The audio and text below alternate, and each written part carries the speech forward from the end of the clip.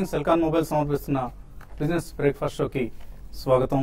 ముందుగా ప్రేక్షకులందరికీ రేపటి ఉగాది ముందస్తుగా, ఎందుకంటే రేపు కార్యక్రమం ఉండదు కాబట్టి అందరికీ మన్మథనామ సంవత్సర శుభాకాంక్షలు. కొత్త తెలుగు సంవత్సరం అందరికీ శుభాన్ని, లాభాన్ని, విజయాన్ని, సంపదల్ని, అన్ని రకాల శుభమస్తుగా ఉండాలని, అందరికీ అన్నిటినీ ప్రసాదించాలని, వారి వారి మనోభీష్టాలు నెరవేరాలని ఆశిస్తోంది TV5. ఇంకా నేను ఒక డాక్టర్ గారిని కలిశాను.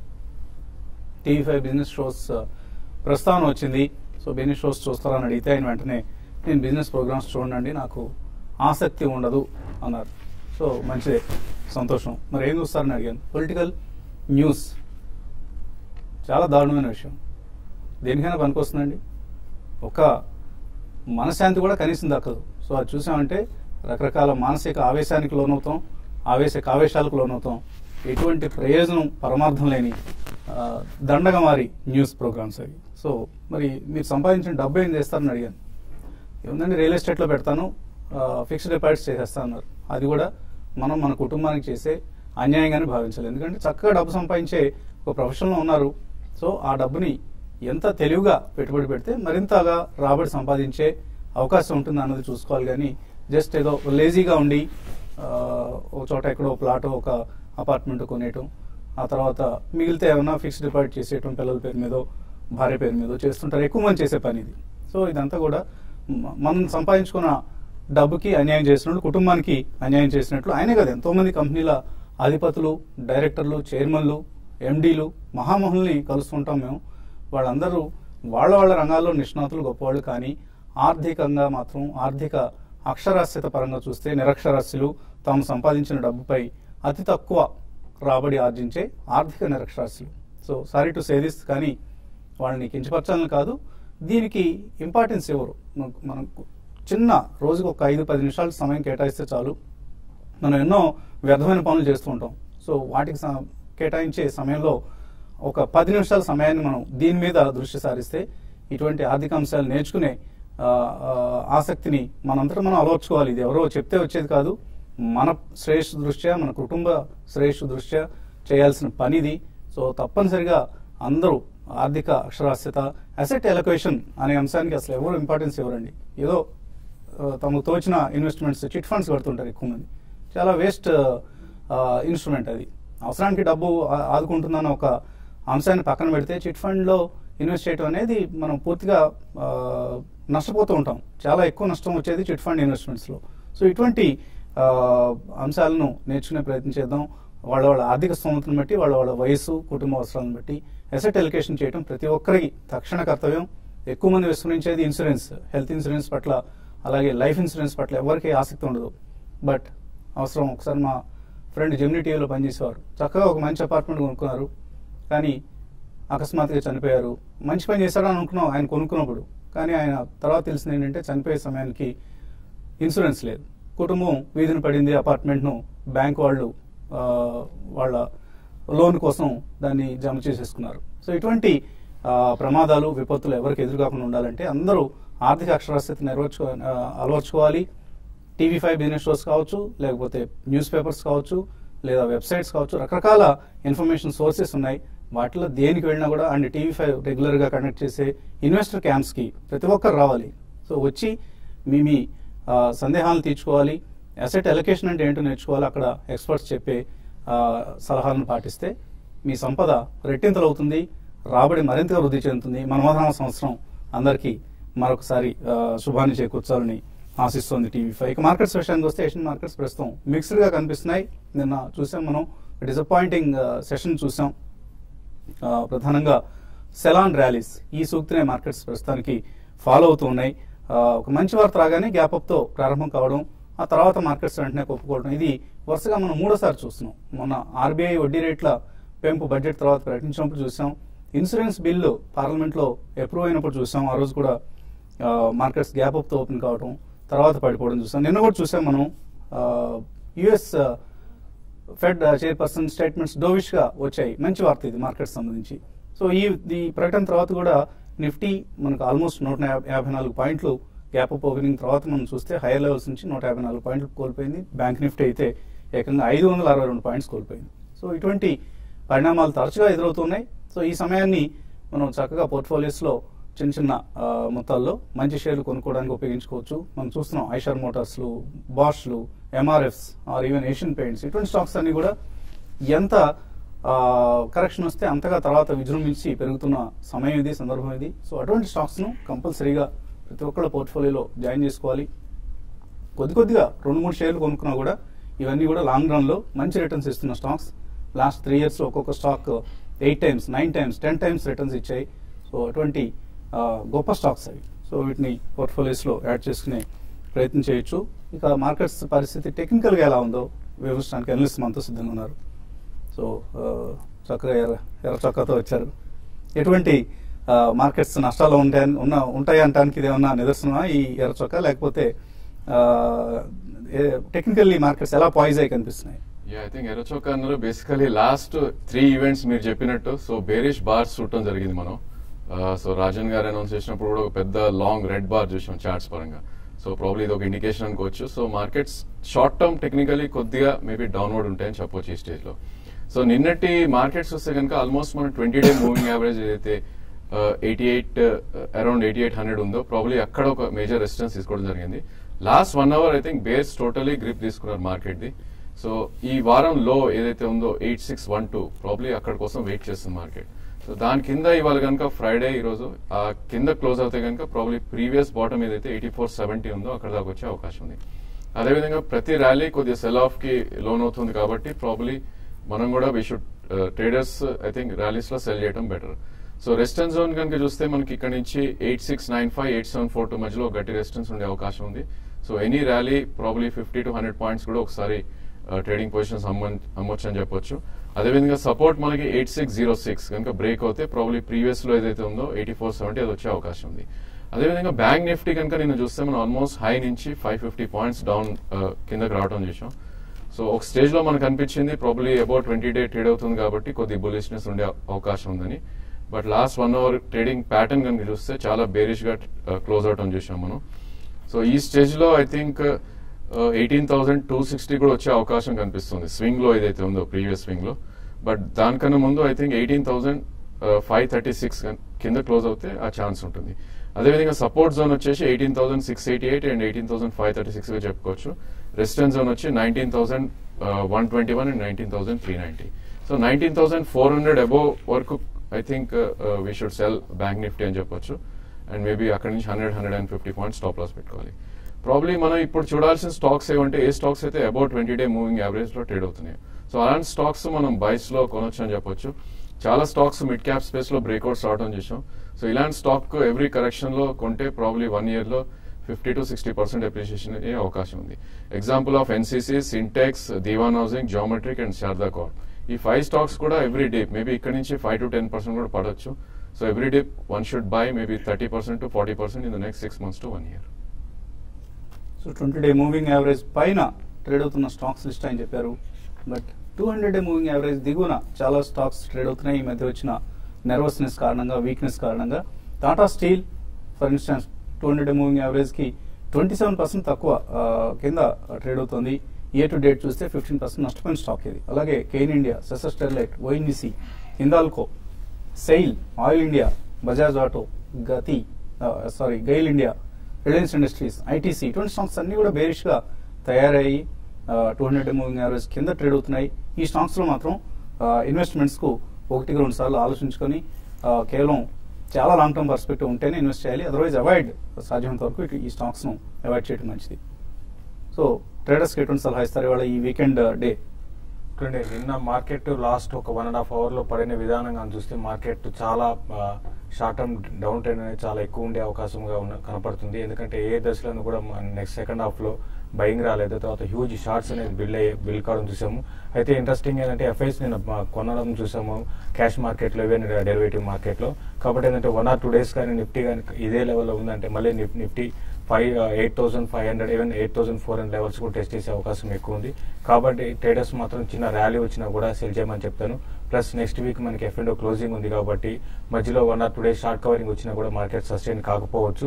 కాబట్టి ప్రతి ర్యాలీని కూడా సెల్ చేయమంటాను. బ్యాంక్ స్టాక్స్ విషయానికి వస్తే నిన్న 2+250 పాయింట్స్ నుంచి -350 పాయింట్స్ దాకా రావడం చూసాం. కాబట్టి చిన్న ర్యాలీ వచ్చినా కూడా బ్యాంక్ నిఫ్టీలో సెల్ చేయమంటాను. కొన్ని స్టాక్స్ ఏసీసీ ఒకటి 1600 బిలో ఉన్నంతకాలం సెల్ చేయమంటాను. కరెంట్ అవర్స్ నుంచి ఇంకా బిగ్గర్ కావడానికి అవకాశం ఉంటుంది. రిలయన్స్ ఇన్ఫ్రా కూడా ఎవరి ర్యాలీ వచ్చినా కూడా సెల్ చేసుకోవచ్చు. ఇది కూడా కరెంట్ అవర్స్ నుంచి ఒక 25 రూపీస్ దాకా రావచ్చు. టాటా స్టీల్ ఒకటి నేను కొంచెం స్ట్రాంగ్ ఉన్నా కూడా అది చాలా వీక్గా ఉండే అవకాశం ఉంది ఈ రోజు. నెక్స్ట్ వచ్చే కొద్ది రోజుల్లో 320 టార్గెట్గా కరెంట్ అవర్స్లో సెల్ చేసుకోవచ్చు. 334 దగ్గర స్టాప్ లాస్ పెట్టుకోమంటాను. ఈ విధంగా స్టాక్ స్పెసిఫిక్ ఉంటుంది. బట్ ఓవరాల్ ట్రెండ్గా కొంచెం వోలటాలిటీ అనేది ఇంటర్డేలో పెరగవచ్చు. మార్కెట్స్ మాత్రం వచ్చే కొద్ది రోజులు బాగా వీక్గా ఉండే అవకాశం ఎక్కువ ఉందండి. నీ కాలర్స్ లైన్ ఉన్నారు. ఫస్ట్ కాలర్ సుబ్రహ్మణ్యం హైదరాబాద్ నుంచి. హలో, నమస్కారం అండి. నమస్తే అండి, అడగండి. సార్, ఈ ఫార్మస్యూటికల్ ఉన్నాయి కదా, హైదరాబాద్ లో ఉన్నవి, డివి ల్యాబ్స్, అరవింద్ ఉన్నాయి కదా, ఏదో లాంగ్ టర్మ్ కి ఏమైనా తీసుకోవచ్చు కదా? అంటే హైదరాబాద్ కంపెనీలే కావాలా మీకు? చెప్పండి. కరెక్ట్. ఓన్లీ హైదరాబాద్ కంపెనీల పట్ల ఇంట్రెస్ట్ ఉంది మీకు? హైదరాబాద్ అండి, కరెక్ట్. ఓకే, మీకు ప్రాంతీయ అభిమానంతో చివరికి స్టాక్ మార్కెట్ కూడా విస్తరింపజేశారు దాన్ని. Anyway, Natco pharma seems to be ప్రస్తుతం ఉన్న కండిషన్స్ లో బెస్ట్ బై అనిపిస్తుంది హైదరాబాద్ బేస్డ్ కంపెనీస్ లో, and maybe Aurobindo pharma. Probably I think మనం ఇక్కడ ఒక దృష్టిలో పెట్టుకోవాలండి. లాస్ట్ 3 years గా చూస్తే కనుక ఈ స్టాక్స్ అన్ని మేబీ 10 to 15 times, మేబీ కొన్ని అయితే 20 times కూడా పెరగడం చూసాం.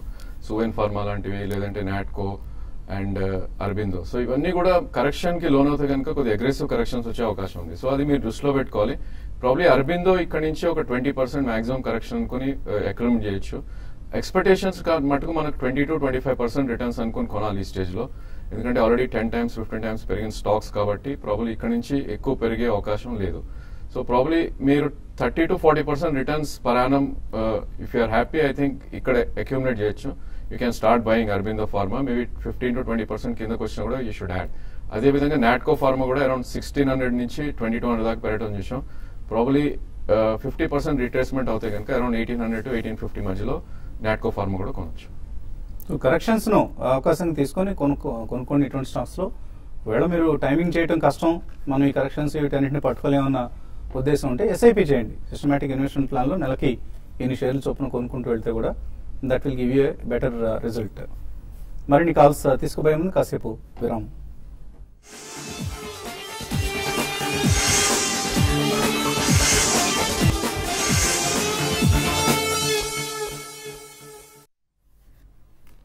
సిలికాన్ మొబైల్ సమర్పిస్తున్న బిజినెస్ బ్రేక్ఫాస్ట్ షోకి తిరిగి స్వాగతం. తర్వాత కాలర్ లైన్ ఉన్నారు, కాకినాడ నుంచి Murthy. Hello, good morning sir. Good morning. Gulf Oil Corporation 160 hold చేస్తున్నాను సార్. అది మొన్న హెవీ వాల్యూమ్స్ తో 84 వచ్చి మళ్ళీ తగ్గిపోయిందండి. ఇప్పుడు 135 వచ్చింది. తగ్గినప్పుడేమో తక్కువ వాల్యూమ్ తో తగ్గింది, పెరిగినప్పుడు ఎక్కువ వాల్యూమ్ తో పెరిగింది. అది హోల్డ్ చేయొచ్చు అంటారా, లేకపోతే వేరే దానికి అంటే లాంగ్ టర్మ్ లో హోల్డ్ చేయొచ్చు అంటారండి? అలాగే గల్ఫ్ ఆయిల్ లూబ్రికెంట్స్ సార్ గురించి కూడా క్రూడ్ రేట్ తగ్గింది కాబట్టి హోల్డ్ చేయొచ్చు అంటారా? ఓకే అండి, గల్ఫ్ ఆయిల్ పరిస్థితి. గల్ఫ్ ఆయిల్ విషయానికి వస్తే మీరు అన్నట్టుగా మామూలుగా స్టాక్ ఎప్పుడు కూడా ఇదనే కాదండి, ఏ స్టాక్ అయినా కూడా పెరుగుతున్నప్పుడు వాల్యూమ్స్ ఎక్కువ జరుగుతాయండి. జనరల్ గా ఇది బుల్లిష్ ప్యాటర్న్ ఉన్నప్పుడు ఆ విధంగా ఉంటుంది. పడుతున్నప్పుడు ఏంటంటే బయింగ్ ఇంట్రెస్ట్ ఉండదు, దానివల్ల ఏంటంటే వాల్యూమ్స్ తగ్గుతాయి. మీరు దాన్ని బేస్ చేసుకోకండి. బట్ ఈ ట్రెండ్ అనేది ఏంటంటే షార్ట్ టర్మ్ ట్రెండ్ మాత్రం మీకు గల్ఫ్ ఆయిల్ మాత్రం వీక్ గా ఉండే అవకాశం ఎక్కువ ఉంది. బిలో 132 కూడా రావడానికి అవకాశం ఉందండి. కాబట్టి షార్ట్ టర్మ్ మాత్రం వీక్ ఉంటుంది. బట్ మీరు లాంగ్ టర్మ్ అంటున్నారు కాబట్టి లాంగ్ టర్మ్ డెఫినెట్ గా మీరు Gulf oil and Gulf Oil corporation రెండు కూడా హోల్డ్ చేసుకోవచ్చు అండి. కరెంట్ లెవెల్స్ నుంచి కొంచెం డౌన్ సైడ్ ఉన్నా కూడా ఇన్వెస్ట్మెంట్ పరంగా మీకు రిటర్న్ రావడానికి అవకాశం ఉంటుందండి. లాస్ట్ కాలర్ కార్తీక్ హైదరాబాద్ నుంచి. Hello sir. అడగండి కార్తీక్. సార్, నేను హైదరాబాద్ షాపింగ్ మాట్లాడుతున్నానండి. ఇప్పుడు గ్రాన్యూల్ షేర్స్ స్ప్లిట్ అంటున్నారు, ఇప్పుడే తీసుకోవచ్చా అండి? స్ప్లిట్ ఎంత వరకు తీసుకోవచ్చా? ఏదండి? గ్రాన్యూల్స్ ఇండియా అండి. Granules, okay. అది స్ప్లిట్ అవుతుంది అంటున్నారు, స్ప్లిట్ ఎంత వరకు తీసుకోవచ్చా, ఇప్పుడే తీసుకోవచ్చా? అంటే ఎంతకాలం హోల్డ్ చేస్తారు మీరు? ఒక 1 year అనుకుంటున్నాను. 1 year హోల్డ్ చేస్తారు. సో స్ప్లిట్ కు ముందు తీసుకోవాలా తర్వాత తీసుకోవాలనేది ఆయన సందేహం. ఐ థింక్ అదేం లేదండి. స్ప్లిట్ ముందు తీసుకుంటే మీకు ఈ ప్రైస్ లో ఉంటుంది. స్ప్లిట్ తర్వాత ప్రాబ్లమ్ క్వాంటిటీ ఎక్కువ వస్తుంది. సో బ్రేక్అవుట్ ఆల్రెడీ మనం రావటం చూసాం. గత 6 months గా కన్సాలిడేషన్ అయ్యి 940 ఈ బ్రేక్అవుట్ మనం లాస్ట్ వీకే రావటం చూసాం. సో డెఫినెట్లీ తీసుకోండి. కాకపోతే 2 price points పెట్టుకోండి. కరెంట్లీ 912 ఉంది. Maybe 20-day moving average around 825, 830 కూడా అవకాశం ఉంది వచ్చేది మార్కెట్ కనుక పడితే. డెఫినెట్లీ 2 price points లో కొనండి. ఇక్కడ నుంచి maybe 20 to 30% 6 months to 7 months లో వచ్చే అవకాశం ఉంది. అలాగే ఈమెయిల్స్ అందే మనకు అశోక్ అడుగుతున్నారు, LNT finance, schedule wise financial services ఈ రెండిట్లో 3 to 5 years కోసం ఏది బెటర్ స్టాక్ అవుతుంది? 3 to 5 years కోసం అయితే మీరు అంటే రెండు కూడా ఈ మధ్య కాలంలో వీక్ గానే ఉన్నాయండి. బట్ ఎల్ఎన్టీ ఫైనాన్స్ మీరు 3 to 5 years కోసం బై చేసుకోవచ్చు. అలాగే నారాయణ రెడ్డి అడుగుతున్నారు, ఆంధ్ర బ్యాంక్, జియోమెట్రిక్ ఈ రెండిట్లో ఏది బెటర్ స్టాక్, ఏది హోల్డ్ చేయొచ్చు, ఏది ఎగ్జిట్ కావచ్చు? ఐ థింక్ టెక్నికల్లీ జియోమెట్రిక్ చాలా స్ట్రాంగ్ ఉందండి. Andhra bank continuously lower lows రావడం చూస్తున్నాం, పుల్ బ్యాక్స్ ఎక్కువ రాలేకపోతుంది. So Geometric is a good idea. Bank కొనుక్కోవచ్చా ఇక్కడ అనేది ఆయన ప్రశ్న. జియోమెట్రిక్ 110 లో ఉన్నాయి, hold or exit? Geometric definitely hold అండి. ప్రాబ్లీ 220, 230 దాకా మీడియం టర్మ్ టార్గెట్ ఉంది. ఆంధ్ర బ్యాంక్ కనుక పుల్ బ్యాక్స్ వస్తే ఎగ్జిట్ అయిపోవడం బెటర్. సతీష్ గుండారపు అడుగుతున్నారు, శ్రీరామ్ ట్రాన్స్పోర్ట్ ఫైనాన్స్ కార్పొరేట్ ఎఫ్డీలో ఇన్వెస్ట్ చేయొచ్చా అనేది ఒక ప్రశ్న. అలాగే non cumulative FD, reinvestment of monthly interest payout. Shriram transport is a growing company అండి. డెఫినెట్లీ సౌత్ ఇండియాలో one of the reputed groups కింద చెప్పుకోవచ్చు మనం. డెఫినెట్గా ఇన్వెస్ట్ చేయొచ్చు మీరు, మంచి ట్రాక్ రికార్డ్ ఉన్న గ్రూప్ ఇది. అలాగే మీరు అడిగిన తర్వాత ప్రశ్నకు మా పర్సనల్ ఫైనాన్స్ ఎక్స్పర్ట్స్ మీకు సవివరంగా మెయిల్ ద్వారా రెస్పాన్స్ తెలియజేస్తారు. పీసీఎస్ మంతని క్రూడ్ బై చేయొచ్చా? క్రూడ్ అంటే మనం చూస్తున్నాం చాలా వీక్ గా ఉంది కరెంట్ అవర్స్ లో. బట్ మీరు లాస్ట్ టైం చూస్తే కానీ ఇక్కడ నుంచి రివర్స్ కావడం చూసామండి. కాబట్టి కరెంట్ అవర్స్ లో ఒక డౌన్ సైడ్ 100 points రిస్క్ ఉన్నా కూడా మీరు కరెంట్ అవర్స్ లో మీరు పొజిషన్ క్యారీ చేసే పని అయితే బై చేసుకోవచ్చు అండి. హేమా శ్రీనివాస్ అడుగుతున్నారు, జిఎంఆర్ ఇన్ఫ్రా 33 రూపాయలకు ఉన్నారు, చాలా నష్టంలో ఉన్నారు, ఇప్పుడు ఇక్కడ యావరేజ్ చేసుకోవచ్చా? డెఫినెట్లీ నో అండి. జిఎంఆర్ ఇన్ఫ్రా యావరేజ్ చేయడం అనేది చేయకూడదు. ప్రాబ్లీ పుల్ బ్యాక్స్ వస్తే 17 to 20 మధ్యలో ఎగ్జిట్ అవటానికి ప్రయత్నించండి. ఇది కనుక 14 రూపీస్ 30 పైసా కనుక బ్రేక్ అవుతే మేబీ ప్రీవియస్ లో ఏదైతే 11 రూపీస్ ఉందో అక్కడ దాకా వచ్చే అవకాశం ఉంది. ధరణి విజయవాడ నుంచి సుజలాన్ ఇక్కడ అమ్ముకోవచ్చా అడుగుతున్నారు. అలాగే ఆర్బిట్ 16 రూపాయలకు ఉన్నారు, ఇంకా పైకి పెరుగుతుంది. అయితే సుజలాన్ విషయానికి వస్తే కరెంట్ అవర్స్ లో మీరు అమ్ముకోవద్దండి, హోల్డ్ చేయండి. అయితే షార్ట్ టర్మ్ కి మన కరెక్షన్ చూసినాక కొంత వీక్ గా అవ్వచ్చు, అరౌండ్ 28, 26 లెవెల్స్ కూడా రావచ్చు అండి. బట్ లాంగ్ టర్మ్ కోసం మీరు హోల్డ్ చేయమని చెప్తాను. శ్రీరామ్ అడుగుతున్నారు, హెచ్డిఐఎల్ 120 రూపాయలకు ఉన్నారు, లాస్ బుక్ చేయొచ్చు ఇక్కడ. అలాగే టైమ్ టెక్నోప్లాస్ట్ 52 రూపాయలకు ఉన్నారు. హెచ్డిఎల్ ఐ థింక్ మనం నిన్ననే బ్రేక్ డౌన్ రావడం చూసామండి. ప్రాబ్లీ ఇది 106 కింద ట్రేడ్ అవుతే కొద్దిసేపు డెఫినెట్లీ లాస్ బుక్ చేయొచ్చు. అదేవిధంగా పుల్ బ్యాక్ వస్తే కనుక 114 to 116 మధ్యలో అవకాశం ఉంది, అక్కడ మాత్రం ఎగ్జిట్ అయిపోండి. హను హైదరాబాద్ నుంచి హెచ్ఎంటీ కొన్నారట 60 రూపాయల్లో, హోల్డ్ చేయొచ్చా, ఎలా ఉంటుంది? హెచ్ఎంటీ అయితే మీరు నిన్న కొంచెం స్ట్రాంగ్ ఉందండి. బట్ బెటర్ ఏంటంటే ఇది ర్యాలీస్ లో ఎగ్జిట్ కానీ ఎప్పుడు న్యూస్ వచ్చినప్పుడు పెరుగుతుంది తప్ప మిగతా టైంలో ఇది వీక్ గానే ఉండే అవకాశం ఉంది. ర్యాలీస్ లో ఎగ్జిట్ కావాల్సిన స్టాక్ అండి, హెచ్ఎంటీ కావచ్చు, ఐటీఐ కావచ్చు, ఇటువంటి స్టాక్స్ అన్ని కూడా. యోగేంద్రనాథ్ అడుగుతున్నారు కదిర్ నుంచి, యూపీఎల్ మార్చ్ ఫ్యూచర్స్ కొన్నారు 429లో, ఎక్కడ ఎగ్జిట్ కావచ్చు? యూపీఎల్ అయితే స్ట్రాంగ్ గా ఉందండి, మీరు హోల్డ్ చేయండి. But at the same time 424 దగ్గర స్టాప్ లాస్ పెట్టుకోండి. 434 కానీ క్రాస్ అయితే స్టాక్ అరౌండ్ 444 దాకా రావచ్చు. బట్ మార్కెట్స్ వీక్ ఉన్నాయి కాబట్టి జాగ్రత్త, చాలా కాషియస్ గా మనం చెప్తాను. నాగేందర్ రెడ్డి అడుగుతున్నారు, వచ్చే 10 సంవత్సరాల కోసం HDFC, Asian Paint, Sundaram Finance, Ashok Leyland, Eicher Motors, Yes Bank, Lupin, MCX, Bharat Forge అన్ని మంచి స్టాక్స్ ఉన్నాయండి.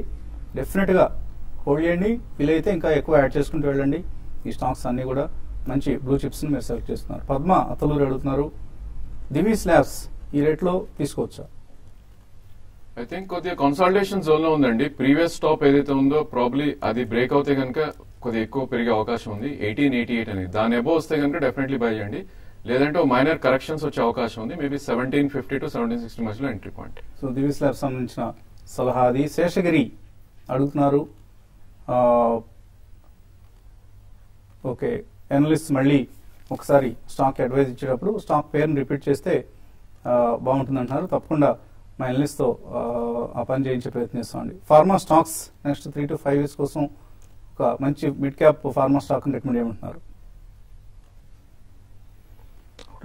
మిడ్ క్యాప్ ఫార్మా అంటే కన్నా మీరు లార్జ్ క్యాప్ వెళ్ళడం బెటర్ అండి. ఎందుకంటే ఏవైతే ఎక్స్పోర్ట్స్ ఓరియంటెడ్ ఉంటాయో అవే పెరగడానికి అవకాశం ఉంటుంది. కాబట్టి సిప్లా ఒకటి ఇంకా వాల్యుయేషన్ పరంగా అట్రాక్టివ్ ఉంది. ప్లస్ ఇండియాలోను తర్వాత వేరే కంట్రీస్ లో మంచి ప్రెజెన్స్ ఉంది కాబట్టి సిప్లాని బై చేయమంటారు. బై లీడర్స్ అండి, Sun Pharma, Cipla, Lupin 3 stocks మీరు సెలెక్ట్ చేసుకుని కొద్దిగా ఇన్వెస్ట్ చేసుకుంటూ వెళ్ళండి. They will give you beautiful returns. HDIL 118లో కొన్నారు, రఘురామ్ ఏం చేయాలి? ఇప్పుడే చెప్పడం జరిగిందండి, హెచ్డిఐ నిన్న షార్ట్స్ హెవీగా బిల్డ్ కావడం చూసాము F&Oలో. కాబట్టి స్టాక్ కొంత వీక్ గా ఉంటుందండి. 1 or 2 లెవెల్స్ కూడా రావచ్చు. మీరు ఇమీడియట్ ట్రెండ్ అయితే ఈవెన్ 100 బిలో కూడా రావడానికి అవకాశం ఉందండి. బట్ లాంగ్ టర్మ్ అంటే హోల్డ్ చేయండి. సో చాలా మంది రసోయ ప్రోటీన్స్ అనే స్టాక్ గురించి అడుగుతున్నారు, ఇంక్లూడింగ్ రఘురామ్. సో ఇటువంటి స్టాక్స్ జోలికి వెళ్ళొద్దండి. ఎవరైనా ఎస్ఎంఎస్లు పంపించి ఈ స్టాక్స్ ఇన్వెస్ట్ చేయమంటే సింపుల్గా ఆ ఎస్ఎంఎస్ పంపిన వాడిని ఫోన్ చేసి తిట్టండి, ఎటువంటి ఇబ్బంది లేదు. సో మోసగాళ్ళు ఉంటారు మార్కెట్స్లో, వాళ్ళ బారిన పడకుండా మంచి ఫండమెంటలీ గుడ్ కంపెనీస్లోనే ఇన్వెస్ట్ చేయండి. ఇది వాటి Celkon mobiles business breakfast show. మధ్యాహ్నం 1:30 స్మార్ట్ ఇన్వెస్ట్లో మళ్ళీ కలుద్దాం.